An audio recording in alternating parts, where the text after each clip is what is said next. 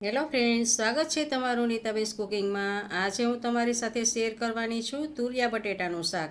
Friends, તમને મારી એક રિક્વેસ્ટ છે, જો તમને મારા શાકની રેસીપી સારી લાગે તો લાઈક અને શેર કરજો અને આવી જ નવી નવી રેસીપી જોવા માટે મારી ચેનલને સબસ્ક્રાઈબ કરજો। તો ચાલો બનાવવાનું શરૂ કરીએ।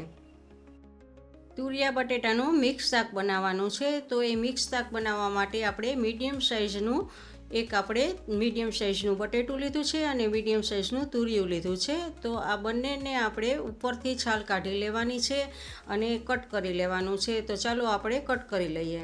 હવે આપણે આ તુરિયા અને બટેટાને છાલ ઉતારી અને કટ કરીને તૈયાર કરી લીધા છે। હવે શાક બનાવવા માટે આપણે કુકરમાં 3 મોટી ચમચી જેટલું આપણે તેલ લીધું છે। તેલ ગરમ થાય એટલે એમાં આપણે રાઈ એડ કરશું અને રાઈ થોડીક તડતડ થાય એટલે લસણ, આ 10થી 12 કળી લસણ છે, મોટી કળી લસણ છે। તો જેટલું લસણ વધારે હશે એટલું જ તમારો શાકનો ટેસ્ટ સારો આવશે। તો લસણની કટકીને પણ આપણે આમાં હવે એડ કરશું। તો બધું જ લસણ આમાં આપણે નાખી દઈશું અને કુકરને આપણે થોડુંક આમ હલાવશું જેથી કરીને લસણ છે એ બધું જ સતળાઈ જાય। અને હવે આપણે એમાં આદું નાખશું। એક નાનો ટુકડો આદુનો છે એ ખમણેલું છે, તો એને પણ આપણે એમાં એડ કરશું અને ફરી પાછું આપણે કુકરને હલાવશું જેથી આદું પણ સતળાઈ જાય સારી રીતે। થોડીક આપણે હિંગ એડ કરશું અને બધું જ સતળાઈ જશે। જુઓ, બધું જ સતળાઈ ગયું છે। તો હવે આપણે એમાં બટેટું, એક મીડિયમ સાઇઝનું બટેટું છાલ ઉતારી અને નાના નાના કટકા કરી લીધા હતા એ એડ કરશું એમાં।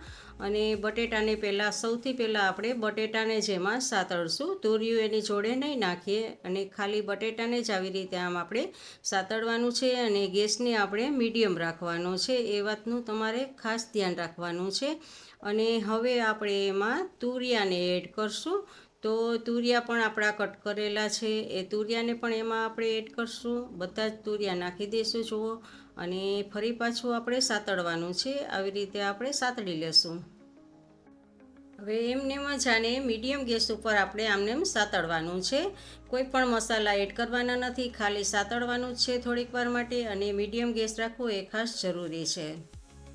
હવે આપણે આમાં અડધી ટીસ્પૂન જેટલી હળદર એડ કરશું, સ્વાદ પ્રમાણે નિમક એડ કરશું, એક નાની ચમચી આપણે કાશ્મીરી મરચું એડ કરશું જેથી કરીને શાકનો કલર સારો આવે, અને એક નાની ચમચી આપણે તીખું મરચું એડ કરશું અને બધું જ મિક્સ કરી દઈશું। અને આવી રીતે આમ આપણે હલાવતા રહેવાનું છે, સારી રીતે મસાલાને બધાને મિક્સ કરી દેવાના છે। અને હવે એક મીડિયમ સાઇઝનું ટમેટું છે એ નાનું નાનું કટ કરી લીધું છે, એને એમાં એડ કરવાનું છે અને સારી રીતે ચમચાની મદદથી એને હલાવવાનું છે।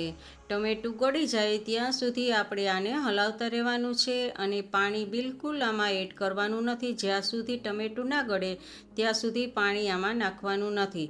આ હું દેશી સ્ટાઇલથી શાક બનાવું છું। જો તમને તુરિયાનું શાક નકરું ના ભાવતું હોય તો તુરિયા બટેટાનું આવી રીતે શાક બનાવશો તો ખૂબ જ સરસ લાગશે। તો આવી રીતે તુરિયા બટેટાનું શાક બનાવવા માટે દેશી સ્ટાઇલનો ઉપયોગ કરેલો છે।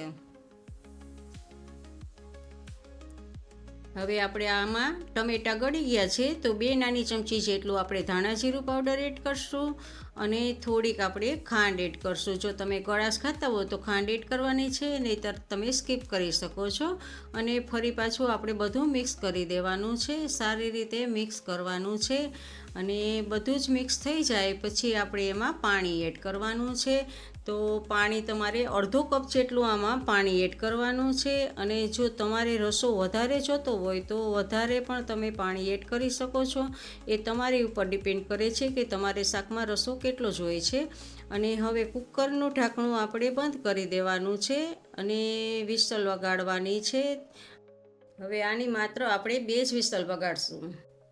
2 વિસલ વાગી ગઈ છે અને આપણે કુકરને ખોલીએ। જુઓ, એકદમ રસાવાળું શાક બનીને તૈયાર છે। જુઓ, તમે ચમચો ફેરવીને જોઈ શકો છો કે કેટલો રસો છે। તો આપણું શાક આ તૈયાર છે। હવે આપણે આને એક સર્વિંગ બાઉલમાં લેશું। એકદમ મસાલા વગર અને દેશી રીતે બનાવેલું આ તુરિયા બટેટાનું શાક તૈયાર છે। ફ્રેન્ડ્સ, તમને મારી આ શાકની રેસીપી કેવી લાગી તે કમેન્ટ કરજો, અને જો ગમ્યું હોય તો લાઈક કરીને તમારા ફેમિલી મેમ્બર્સ અને ગ્રુપમાં શેર કરજો। અને મારી ચેનલને સબસ્ક્રાઈબ કરવાનું ના ભૂલશો. આવજો, બાય. ફરી મળીએ એક નવી રેસીપી સાથે.